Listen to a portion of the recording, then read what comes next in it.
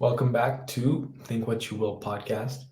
Here with me, Jason Soares and Rodrigo Pontes. So, for our fourth episode today, we are going to be talking about relationships, different kinds of relationships, and how meaningful they are to a person in their personal lives. So let's go into the idea of, one of the first fundamental relationships that we build in our lives, which is our relationship with our parents, and subsequently also a relationship with the rest of our family.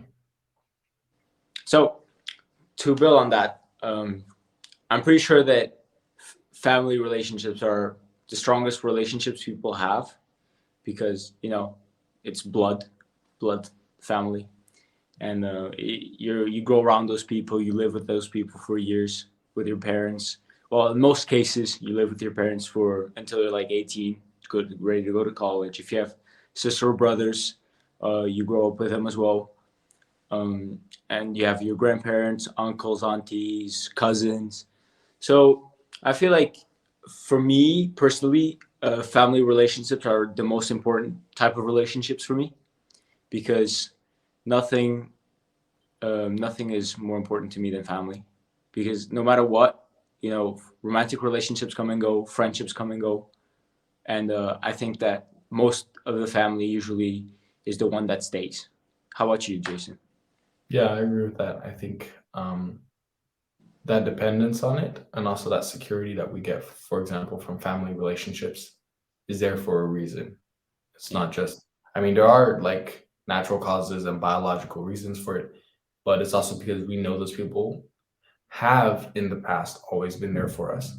And in that sense, we know they should always be there for us. Of course, there are cases where, family members betray each other and, there's Yeah. situations like that. That's without a doubt, right? But in general, we can, that's the relationship that we rely on when we're babies, starting from when we're kids, starting from when we're, young. It's, that dependence on our family always providing for us, for example, our parents, right? Yeah. I wanna ask you a question. How would you describe your relationship with your parents, brothers and sisters, if you have any? How would you say, like, are you really close with them? Is it a good kind of relationship? Yeah, I would say in general, I have a pretty good relationship with all of my family members. We're pretty close, but it's interesting. We have an interesting dynamic in our family, especially because I think, but the audience may not. But I have seven brothers and sisters, right? So there's a Oh, huge age gap between me because I'm the youngest and the oldest sibling who's already in their mid 40s, for example. oh So wow. it's almost a strange feeling sometimes because obviously they're my brother and stuff, but I've never fully lived with them, unlike some of my younger siblings that I've spent time with, grown up with, and really grown to know. They're kind of like, the older brother, like, oh, this guy's a little bit more mysterious. I don't know him as well, but we're still very close and we talk all the time and stuff. So that's not a problem. So wait, who's the oldest and who's the youngest? I'm the youngest, and then my Okay. brother Philip is the oldest. So How old is he? I think he's 24. He might be 44, and old. you're 19, turning 20 this year. So Oh wow. Okay. he's basically old enough to be my dad, basically. Yeah, he has a lot of experience, but that's good. That's like a brother who could teach you a lot as well. For myself, I would say I'm pretty close with my parents, but it wasn't always like that. I can say that as well. And I have two older sisters. They're twins, and I would say there have been times where we have been closer than we are now, and I would say I'm closer with one of them than the other. But that's just because we know we are all in different places, and I guess it's not like we're all busy with certain things. But I would say like I try the most to like be close and contact everybody in my family, my mom, my dad, my sisters, my grandparents. I try to always be in contact with them Yeah. because I try to make them a part of, if it's not my daily life, my weekly life, because I think like I said, for me family is the most important. And it brings me to the topic where I said that it's not always been the case where I've not always been closest to my parents. I would say Mm. like growing up, I've been closest to my dad than to my mom because I lived with him. And but nowadays, I'm really close with both because I spend like an equal amount of time and I love both equally. Hmm. So yeah, like it brings me to the thing where although family relationships are really important, it doesn't mean it's always rainbows and sunshine. There's always periods where there are difficulties, there are struggles, there are some arguments, some fights, and I'm pretty sure you could weigh in on that as well. Yeah, for sure. But let's dive into something I thought was interesting. So you said basically that both your sisters lived with your mom, right? Yeah, But you also said that you feel like you have a closer connection or closer relationship with one of them. Why do you think that's why do you think that's the case? like I talk more through the phone because I'm in a different country with one of my Right. sisters way more than the other because the other is busier, has a different kind of life, and the sister I'm closest with is like the one I see the most. So because I see her more times and I talked with her and I contact her, like there's more contact between the two of us compared to the other. But I try to stay in contact with everybody the same because for me, I don't love anybody differently and I don't have any preferences towards anybody. I guess it just comes to, people get busy, have work jobs, have to study and stuff like that. So, and sometimes, the times are not when I'm free, one of them might not be free, things like that. But I love everybody the same. And for me, it's all the same. I don't think that I have any preferences or I like one more than the other. That's not the case. So, yeah, I love them both equally. How about you? I think relationships with your family can be complicated. I think it's also dependent, for example, on I think deeperly, like more deeply, it would be like things like gender can be a Yeah. big influence on your relationships with your family members. I think gender also maybe hobbies. I think hobbies are like what you do in your life, and your parents' expectations of you can really influence, for example, your relationship with your brothers and sisters, right? For example, gender, right? Between you and a sibling, there could be rivalry, right? Maybe between you and a male sibling, there could be, if you both play football or if you both, play the same sport or play guitar, there could be a rivalry there, which could be both negative and positive, right? You could, use it as there's people who create bands together, them and their siblings, right? There's that kind of like benefit to family relationships and things. But it could also be a negative thing where you're competing with a sibling and maybe one finds favor in their parents' eyes and there's a problem with that. And that happens with, I think every family. And imagine with 8 kids, that obviously happens a lot more, right? For example, and like, the last and the second last, child in the family, there's a little bit of strife, between, generally the last person is the most spoiled, technically, and everybody in my family says I'm the most spoiled. So there's a little bit of tension between me and and the second last, sibling. But other than that, yeah, I think accessibility, like you said, is very important, right? How how present they are in your life, and Yeah. also I think you mentioned a key word before too, which is communication, right? How you communicate with them, how often do you communicate them, and those things kind of influence or shape your relationship with your siblings. That is very true. It's key.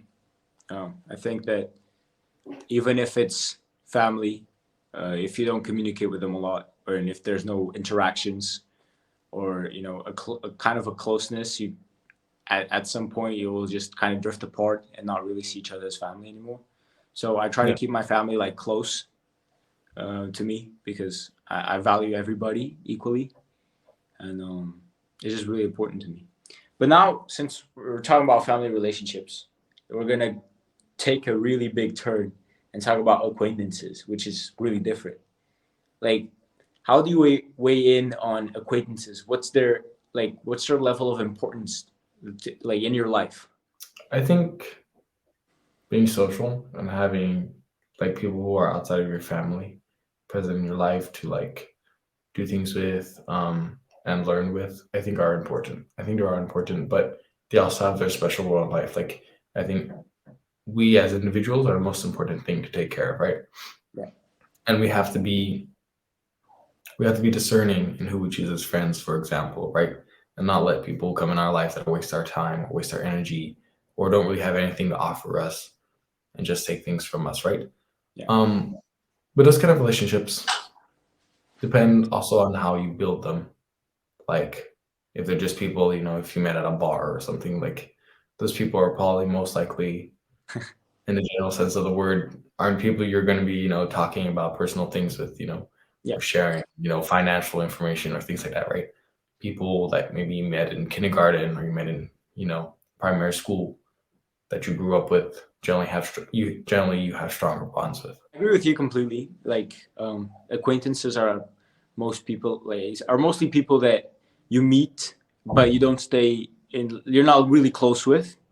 I Hmm. guess like it's good for me. I personally think it's good to network and meet people because it's important. People give you opportunities and provide opportunities. And I think it's really important, although you're not very close with them, to maintain a level of respect. Between myself, and an acquaintance. And like you said, if you meet somebody at a bar or like in a different scenario, maybe at a festival or something, you're not you maybe it can grow up like it can grow to be a meaningful friendship where you end up trusting each other and sharing personal things with each other. But if it's like just an occasional thing where you guys just meet up to grab a drink or see a game or something like that, I really Hmm. doubt where that a person's gonna open up. It's just mostly for the fun and Yeah, the excitement of things.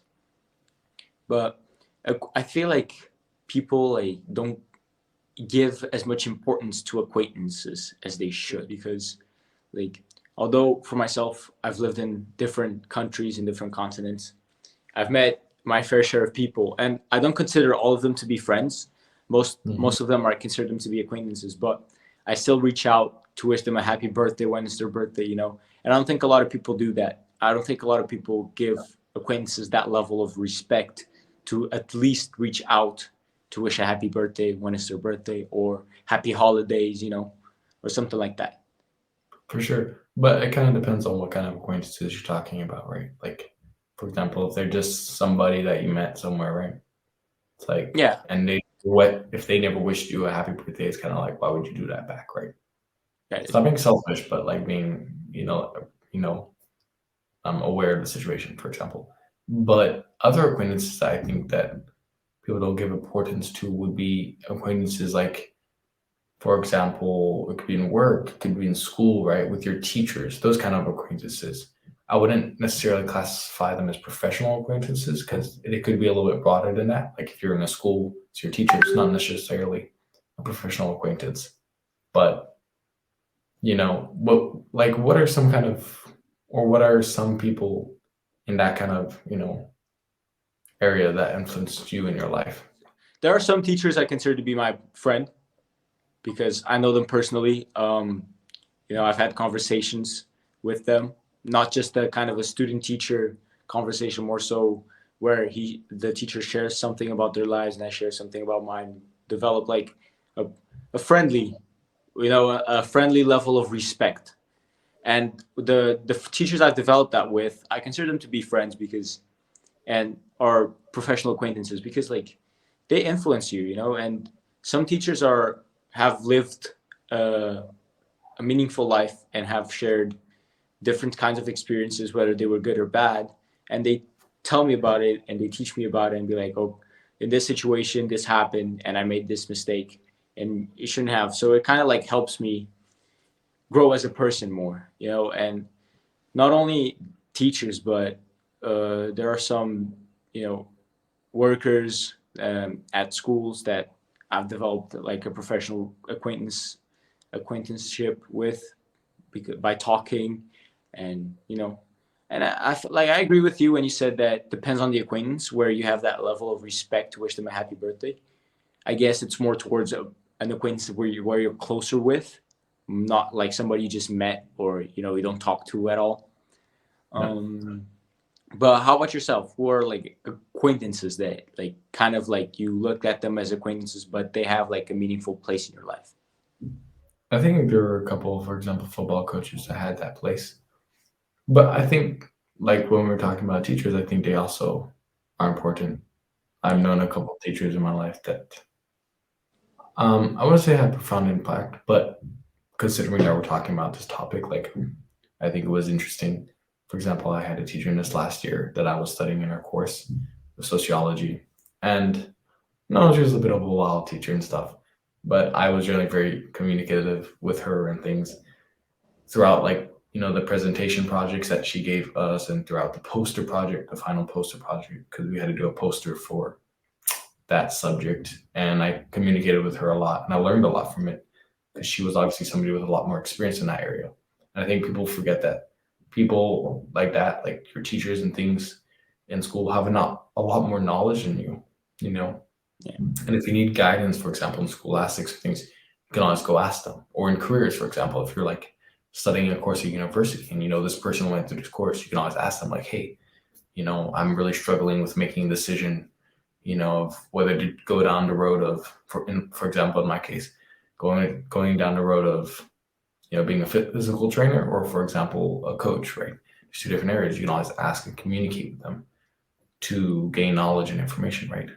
And I think one other thing that people generally forget in acquaintances like this is that they're also people, right? I think a lot of people, like when they go to school, they're just like, oh, that's a teacher, hi, whatever. They don't have any respect for it. They pass them in the hallway, they don't say anything. They don't say, hello, teacher, whatever, and in class, they kind of just end class and they leave.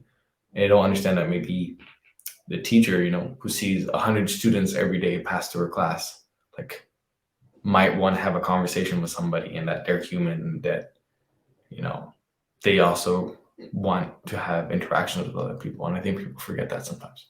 I was going to mention that. I was going to say that whether it was with teachers, coaches, I feel like a lot of people just have that casual hello and goodbye kind of thing, and they don't have the level. I would even say respect, because you know coaches, teachers, and other people in those professions, they're human beings as well. And for myself, I try to establish conversations with the teachers. um, I go with a good morning, how are you doing, and develop like a small conversation before class starts or something like that. Not all the time, but usually with Mhm. coaches as well. So it develops that kind of humanization of interaction between teacher, student, coach, and player, and other situations like that.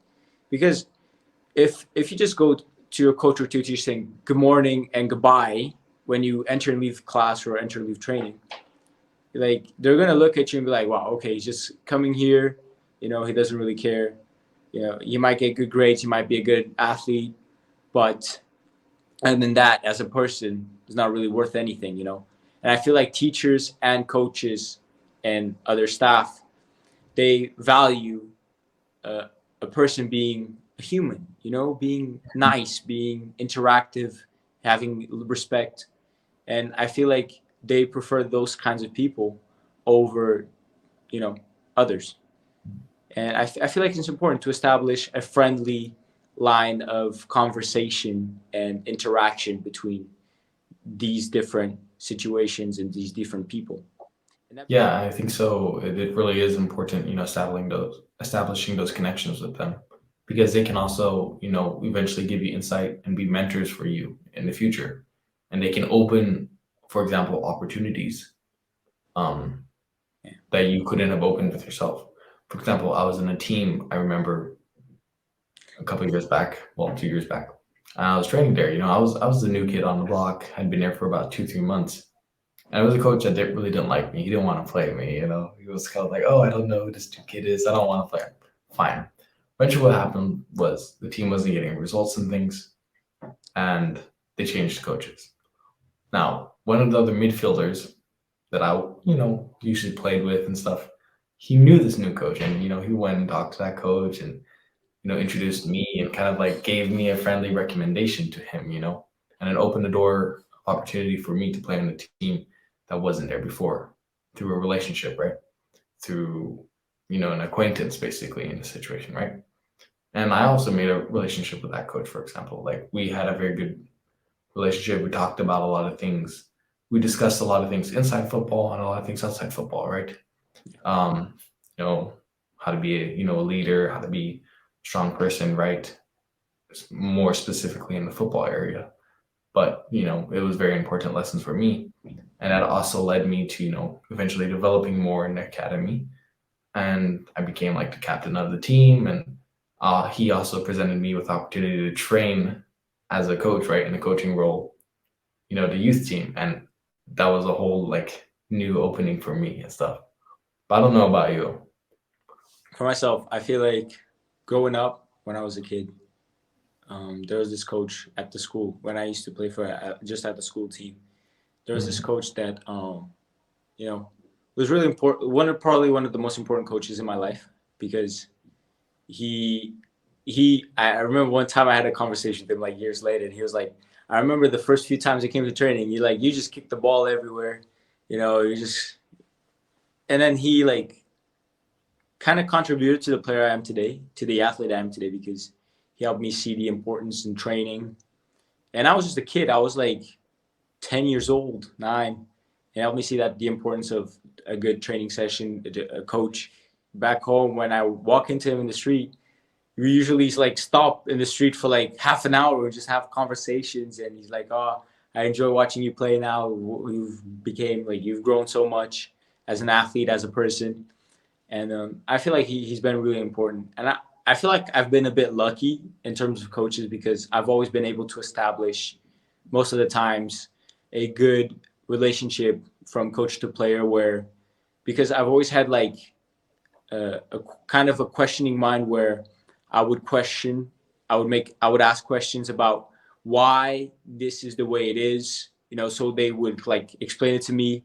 They kind of would mentor me in a way, but I feel like a lot of kids, a lot of people, they think they know it all, so they show up to training, they think they're the stars of the team, and instead of listening to the coach and receiving the coach's mentorship, they just like I know it, I don't care.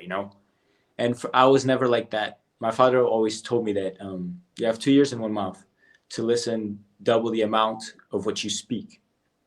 And he always told me to go to training and question myself as what can I do better? Ask the coach for guidance, tips on how to improve, how like in this scenario, in this situation. And I feel like I've always been able to establish a good, close friendship between coach and player with my coaches because I'm respectful and I'm very curious, and that's helped me improve a lot as a player and as an athlete. And I think it's really important because coaches have a lot of experience, have worked with a lot of professional players and different kinds of players, so they've met different kinds of people. The football world, people, players come and go, and being at 14 years old and integrating a senior team in Macau, it was like a big change because the coach was different from what I used to, more serious, Mhm. more harder on me as well, demanded way more from me, pushed me to be the best version of myself, the best player I could be, and I was competing with 25-year-olds, 30-year-olds, and I was a young kid, I was a skinny little kid, and I got a few minutes in every now and then in some matches. I learned a lot from the senior players as well because I would be around them. I would sometimes, go to the team dinners. I would try to go to all of the team dinners with them, and I would be the only kid at the team dinners. It Mhm. was crazy, So I feel like looking at older people and seeking kind of a learning experience from them is really important. From coaches, players, teachers, everybody. It's really important. But you got to learn how to pick them, because not every coach is a good mentor or a good coach. Not every teacher is a good teacher or a good mentor. For sure. And you have to show them that you're curious. Because they don't, you kind of get left there behind, where they kind of look at you and be like, oh, he's that kid. Yeah, he doesn't care. He doesn't want to learn. He's not curious, right? When you show them, that willingness, like, hey, I'm here. But I'm not just here to, be in the back of the team or whatever. I'm here because I want to learn. and I want you guys to teach us, they also find, because they also enjoy it, they're like, oh, this is somebody that I can pass my knowledge down to. Imagine you're a coach, right? Your football career is finished, and you're like, wow, I have so much knowledge. I can't use it anymore. I'm too old to play the game, right? Look, there's this bright new kid. If you're a kid who doesn't want to learn, he's going to look at you and be like, oh, this guy doesn't want to learn anything. Like, he's not going to listen to me when I pass down the information, pass down the knowledge, right? You show him every day, hey, I'm trying, or, I want to learn, then he'll come to you and he'll also be like, look, this is what you can do better, because he knows you're listening. And that's very, very important to show to your, superiors, and show to, the people who have responsibility over you too. I agree with that. And that kind of brings us into a topic where there are some acquaintances become friends. You develop a friendship with them. I would say, looking back, some of the most important acquaintances that at the time I looked at them and I saw an acquaintance, I look back at now and I see a friend. There are a few coaches that I look at them as my friend because I contact them and I talk with them, and even older players as well. And I try to stay in contact because it's like important to have friends and to know people. And I value friendships as well a lot. Yeah, for sure. Friendships have an important role, especially, nowadays in society and things, right? They're a big part of our lives, people that we hang out with. It makes us who we are, right? They say that the person you are is manifested, but also decided with the group you hang out with. For example, if you put yourself in bad company, you'll probably end up, becoming like them. You'll probably go down the wrong way, right? If you hang out with people who are knowledgeable, who are good for you, right? You go down a path that's much, more beneficial for you, right? So having that discernment to choose your friends is very, very important. I think the question is, what are good qualities for friends, for example? What do you think are good qualities for friends? What I look for, like, I would say I have a few friends and even less closer friends, because for Mm. me, I value loyalty, I value respect, I value honesty, and my close friends, I consider them family, Mhm. because for me, I feel like there are some friendships that you look at them and be like, this guy or this girl is like family to me. And I think those three traits are really important to me. You know, they're really, really important. And I feel like a lot of, like, the people you surround yourself with, they are the most influential people on how you grow and who you become. And like you Mm. said, if you surround yourself with people that commit crimes, do drugs, you're going to become one of them. You're going to become a guy that will break the law, will do drugs. And if you surround yourself with people that are honest, that work hard, that push themselves and push you to be better, you'll become a better person. Yeah, you follow the trend of peer pressure, right? When you have people who, you're a group of five people and you're the only person not doing something, eventually one day you'll succumb to it, right? Yeah. One day, you'll give into it. Oh, what they keep pushing you and pushing you to do something you don't want to do, and you follow that. And I think a good friend is somebody who knows also what's good for you and knows how to, like, accept your differences, like saying, hey, like, just because I like to do something, you can do something different, it's okay if you're like that, right? I think another quality that's very important is, if you really have a true friend, they're not afraid to criticize you too. I think it's a very important quality. Like, hey, you did something wrong. I'm your best friend, right? It doesn't mean I just say, oh, that was cool, whatever, whatever, whatever. No, saying, look, I think you could do better in this, you know, as a person in whatever you're doing. If he's a friend at a football pitch, he'll be somebody who comes up to you and says, hey, that was a bad pass. You got to do this better. That's also being a good friend. Because if he wasn't your friend, he wouldn't do that. For example, if I wasn't your friend, maybe I wouldn't care. I wouldn't say, Rodrigo, you gotta, fix your, character or whatever. You got this problem, you gotta change. If I wasn't your friend, I wouldn't say that because I wouldn't care. So, being your friend also means making hard decisions that, even though might maybe jeopardize your relationship with the person you know is in a better good for them, right? Yeah, so basically you're describing is people that look out for you and you look out for them and are not afraid to be honest with you, even if it's something that they know you don't want to hear, but it's the truth, you know. I feel Mhm. like a lot of people lie to each other because they don't want to make the other person mad. When Yeah. down the road, honestly, I personally think that if you're truthful from the beginning, you even if it's something that it's a bad quality about a person that you tell them and the person will be mad at you for it, down the line it will be it will be better to just be honest. And for example, we can mention the two of us. I consider us to be really close friends because we Mhm. basically talk every day and we're in constant contact. And I feel like you and I are really honest with each other, and we tell each other for example, when it comes to the podcast, we are very critical towards each other in a positive way, where we tell each other where we lack or where we could do better. And instead of us taking it the wrong way, we'd be like, okay, these are things where I have to improve and are being pointed out. He's right, you know. And I feel like that also comes to the person having a sense of self-awareness and being able to take on criticism to improve.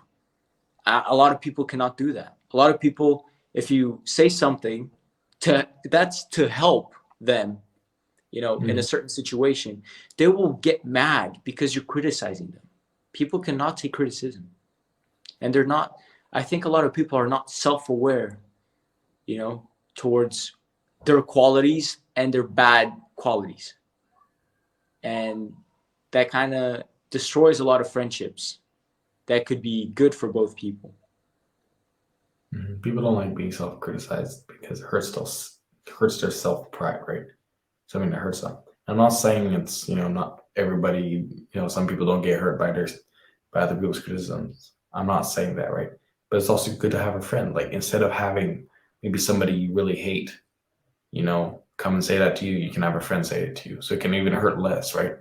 Maybe he's saving you from a hurt that might happen in the future, right? Maybe Yeah. he's saving you by criticizing you now so that you don't have to be criticized in the future, right? So, you've got to let down your pride a little bit and accept it. And that would obviously benefit you. And it would benefit your relationship too, because you're building something, right? I think a very important part of relationships, whether it's parents, whether it's family, whether it's acquaintances, whether it's friends, whether it's romantic, right? Is you're building something. It's not going to be today that you have a relationship with somebody. It's Yeah. through experiences, right? Maybe one day he breaks your trust. I've had experience with somebody, a close friend of mine. One day we were just in a car, like four of us, and we're just joking about things, and I kind of said something that really pissed him off, and it was like it was the first time I had said something like that. I was like, oh shit, like, what's gonna happen? Yeah. He was my best friend, at the time, and obviously things moved on and stuff, and it kind of is like a trying, it's a trialing period, right?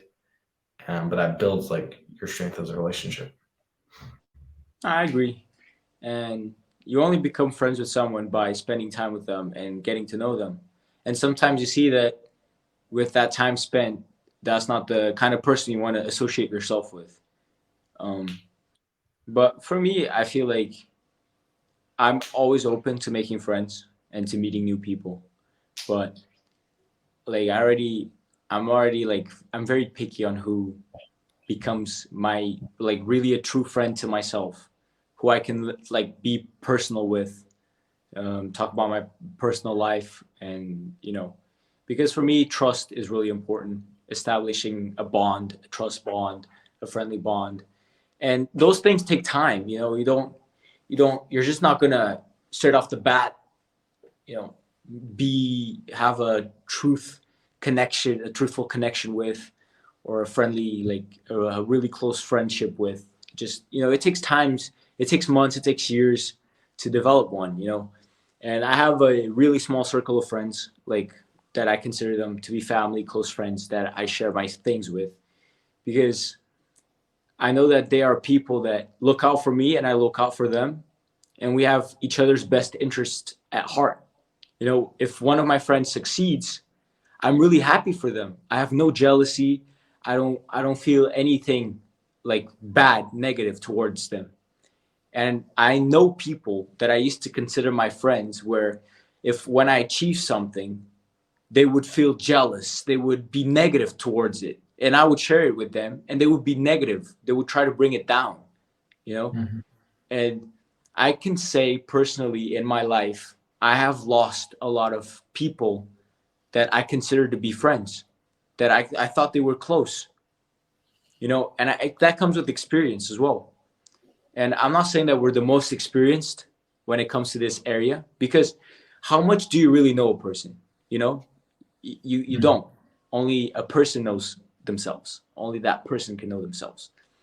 But by what people show me around, like my close friends, I know that I can trust them. And if one day they betray my trust or they do something bad towards me, they're out. It's mutual. If I do something bad, like let's talk about both of us. I know if I betray your trust, if I do something bad towards you, our friendship is out. And I wouldn't do something like that. But you never know. So I always like kind of constantly look over my shoulder, to towards because of people, because I don't trust people. So that's why I'm very picky when it comes to close friends, and things like that. I'm very, very picky. Yeah, like you said, right, only the truest and the best of friends are the ones that last, right? Time is like a filter, right? You meet hundreds, not hundreds, you meet thousands of people in your life, people you bump into in the street, whatever, you meet thousands of them. Time is kind of what filters them. If you extend that over a period of time, how many people are really in your life over that period of time? That number keeps dwindling. 1 month, there's less people, 2 months, 6 months, a year, 2 years, 3 years, right? That's why, if you talk as you get older, you talk about, lifelong friends and things like how many do you really have? That inner circle of yours, how many do you really have? Mostly it's countable on one hand, or, those are the people that you can really talk to, and things like that.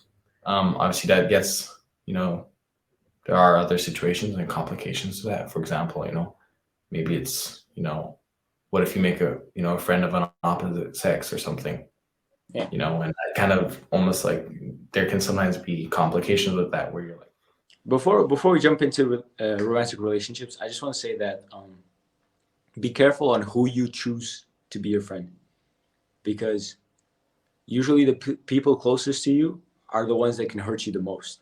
So be careful who you surround yourself with. It's really important. Now, jumping into romantic relationships, like you said, sometimes you develop a really good friendship with a person of the opposite sex, or even somebody of your own gender, and you might be into them, they might be into you. For me personally, when I develop a really close friendship with somebody of the opposite sex, and if I see that I'm into the girl and she's into me, sometimes there's a little bit of tension where you guys flirt with each other, you guys care more about each other, but sometimes, sometimes you could cross the line where you see if it can become something, and sometimes you choose not to, because sometimes people you love, it's better off you guys be friends than to cross the line. mm-hmm. And I've crossed the line a couple times to see if there was something there, and it turned out not to be. It turned out to, instead of something great, I thought it was going to be something great. It turned out to be something that was, I don't want to say terrible, but it wasn't positive for me. It wasn't a positive experience for myself, but it did teach me a lot of lessons, and that's important. I wouldn't say I've had too many of that. I think I had maybe, one or two cases of somebody I had known first, Yeah. kind of as a friend. Not that close, honestly, but, seen her around, for example, been to, group hangouts and things together, and then eventually, developed, that relationship a little bit further to more like romantic, right? But it was mutual, so it wasn't just me or her, right? Like one of us wanting it, but the other one not. It was pretty Yeah. mutual. I think maybe you have something. I think you've had a couple situations like that, right? I've been. on the side where I was into the girl and she was not into me, she saw us as platonic and I saw her as more. And then I had to put it in my mind that it was never going to be anything more than a platonic friendship. And people come and go, and there's been times where I saw the girl as platonic and she saw me as something more, and I think that's where it comes to play, where you gotta be honest with them. If you see that the other person has intentions, or if the person notices that I have other intentions, or if I make it clear to them that I have intentions, I would rather them be honest and tell me that they're not interested in that way, and they just want to be friends, than to not. Because I feel like a lot of people lead each other on because they don't have the courage to be honest about it, because they're scared to get other people's feelings hurt. But I told you, I find honesty and the truth the way to go, because in the end, that everybody's better off with the truth. And you have like different kinds of relationships. You have the platonic, where we're really close friends, and I can guarantee you've had that. We're really close friends with someone of the opposite gender, and people are like, "Oh, they're dating, they're together," but you guys are just like really close friends, and there's nothing there besides a friendship. Not for me, actually. I must say, I've never really had a relationship where I was very close with someone of the opposite sex, and then like people say that about me. But I have had friends, for example, who have had that, right? Yeah, Where the thing is, in that case, they actually, well, one of them really liked the other. Let's just say that, and the other kind of put it softly and told them, oh, I don't like you like that, right? That's the classic phrase, oh, I yeah. don't like you like that, I don't right? see you that way. I don't know. I think platonic relationships are tricky. I think my personal opinion, like if you want to get in a romantic relationship, it's best not to start off platonic. Yeah, I think this is with romantic relationships in general. There's certain things that you should look at first when you start it and accept it, right? Like if you see, right, the idea of like red flags, if you see something in somebody, like even from the first or second time, you can kind of tell where that relationship is gonna head, right? yeah, Like you can be like, oh, like for example, I don't really like this, and she does it, for example, maybe you can put it off, maybe you can hide it, maybe you can ignore it, maybe she might even hide it, right? Or he, whatever. yeah, But eventually it's going to come out. And if you had, just disciplined yourself in the beginning of the relationship and just accepted it and said, look, this isn't going to work in the long term, you probably would have saved yourself a lot of time, right? yeah, I'm not saying don't try things, because it's also important to try things and learn, right? You can learn a lot from things. Sometimes you have to learn it the hard way. I think relationships are a lot like that. Like people can warn you. I have friends, tell me like, "Oh, don't do this or do that," in a relationship. I yeah, was like, "Yeah, okay, whatever." And I went and did it, and I learned it the hard way. I feel like in relationships, it's kind of like that. You have to sometimes learn things the hard way. yeah. Sometimes people, either your parents, mentors, or friends, they tell you something that it's the truth, and it's going to happen, but you just do it anyways because you sometimes, just like you said, you just got to learn the hard way. Okay. But Yeah, for sure, I agree with that. Right. And obviously, this is a topic that would require a lot of time to study, like really delve into it. I think there's a lot of fascinating points, and I think we had a really good discussion. But unfortunately, that's all the time that we have for today. And yeah, hopefully you guys enjoyed, and stay tuned for our episode coming out next week. Episode 5 is going to be interesting. So if you enjoyed this episode, look forward to our 5th episode. So thank you very much, guys. thank you very much, and see you next week.